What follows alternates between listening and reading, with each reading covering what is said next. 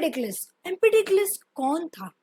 एम्पिडिक्लस एक फिलोसोफर था जिसका जन्म हुआ 490 बीसी में और उसकी वफात हुई 430 बीसी में। सिसिली का रहने वाला था, यानी कि इटली का रहने वाला था, और वो भी शायरी के अंदाज में लिखता था। एम्पिडिक्लस ने भी इसी बात से शुरू किया कि अगर एक ही किस्म का पदार्थ है, मैटर है, एक ही किस्म की चीज है, तो फिर बदलाव जो है वो नामुमकिन है। मगर उसने इसका सॉल्यूशन ये दिया कि इसका मतलब ये है कि पदार्थ जो है वो एक ही नहीं बल्कि 4 चीज से बना हुआ है, 4 एलिमेंट से बना हुआ है। हकीकत में वो 4 एलिमेंट है। शायद आपको पता ना हो कि थैलिस ने पानी का जिक्र किया था, एनेक्सिमेंस ने हवा का जिक्र किया था और हेराक्लिटस ने आग का जिक्र किया था। अब उसमें एक और एलिमेंट हम ऐड कर रहे हैं, मतलब एम्पिडिक्लस ऐड कर रहा है, वो है अर्थ। एम्पिडिक्लस ने आपको 4 एलिमेंट की फिलोसफी दी। वो क्या थे? सबसे पहले तो वो था अर्थ, जमीन या मिट्टी, जिसमें जिंदगी पाई जाती है।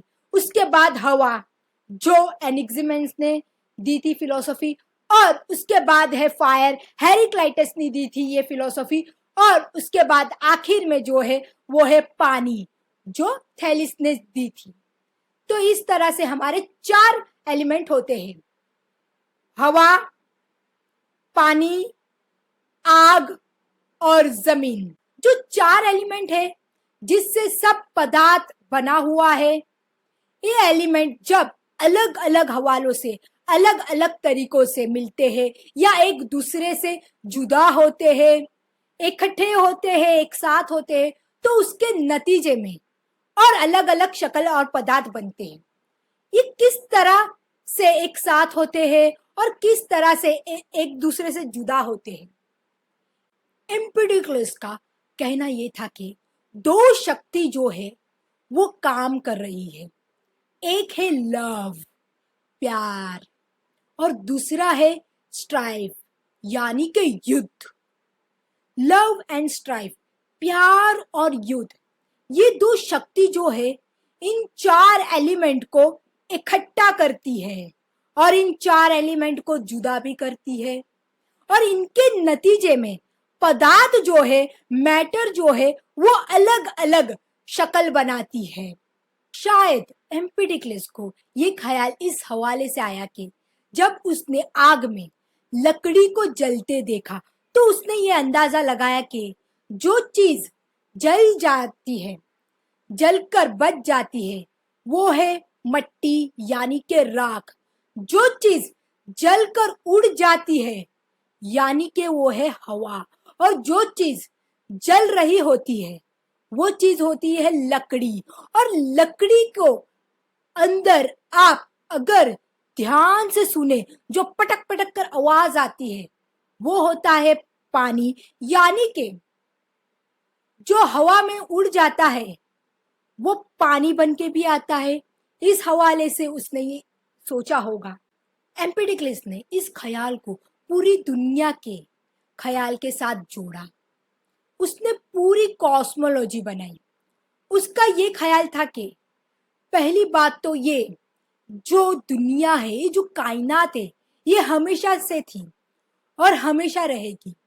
मगर किसी जमाने में या किसी दौर में ये जो 4 एलिमेंट थे वो एक गोल में थे, एक दायरे के अंदर थे और एक दायरे के अंदर मौजूद थे। उस दायरे के अंदर सिर्फ और सिर्फ मोहब्बत, मोहब्बत, प्यार ही था जो इन 4 एलिमेंट को जोड़ रहा था। और उस दायरे से बाहर जो था वो ये था कि जंग थी, नफरत थी। ये जो जंग की जो शक्ति थी वो उस दायरे से बाहर थी। मगर फिर जो नफरत की जो शक्ति थी वो धीरे धीरे करके उस दायरे के अंदर एंटर हो गई, और जब वो एंटर हुई तो उसके नतीजे में ये जो 4 एलिमेंट थे वो बिखर गए, और जब ये बिखरे तो दुनिया बनी, सितारे बने, इंसान बने, और ये जो पूरी कायनात बनी और दुनिया की शुरुआत हुई। और अब ये बिखर के जब प्यार और नफरत मिक्स हो गए, एक दूसरे के साथ मिक्स होके इन एलिमेंट को एक दूसरे से मिक्स करके उसके नतीजे में हम पदार्थ की अलग अलग शक्ल देखते हैं। एक वक्त ऐसा भी था और ऐसा भी आएगा कि जो नफरत है वो सेंटर में आ जाएगी और सब एलिमेंट जो है वो बिखर जाएंगे।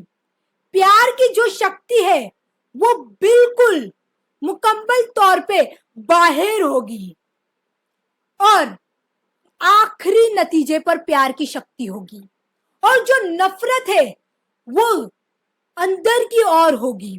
उसके बाद ये जो साइकिल है दोबारा से रिपीट होगा, उसमें फिर से प्यार जो है वो सेंटर में आ जाएगा और नफरत जो है वो बाहर हो जाएगी, और इस तरह से एक पूरा साइकिल कायनात में रिपीट होगा। और एम्पिडिक्लिस का ये ख्याल था कि इस किस्म के कई साइकिल दुनिया से गुजर चुके होंगे और गुजर रहे हैं, और इटर्निटी तक, अनंत काल तक हमेशा दुनिया जो है इन साइकिल से गुजरती रहेगी। एम्पिडिक्लिस ने ये कहता था कि जब नफरत और प्यार के नतीजे में अलग अलग एलिमेंट आगे पीछे होके उनकी जगह जो है वो बदलती रहती होगी, तो उससे पहली बार जिंदगी पैदा हुई। मगर जिंदगी जो है वो बड़ी अजीब और गजब से पैदा हुई है। एम्पिडिक्लिस कहता है कि कहीं पर बाजू पैदा होती है मगर उसके साथ कोई बदन नहीं होता, कहीं पर सर होता है मगर बदन के बगैर, कहीं पर एक जिस्म का हिस्सा होता है, कहीं पर जिस्म का हिस्सा नहीं भी होता है। और फिर मजीद ये है कि जिस्म के हिस्से जो है बेतरबी से खुद ब खुद अजीब तरीके से एक दूसरे के साथ जुड़ जाते हैं। कहीं पे बाजू टांग के साथ जुड़ जाती है, कहीं पे इंसान की जो शक्ल है, जिस्म है, वो घोड़े के साथ जुड़ जाती है।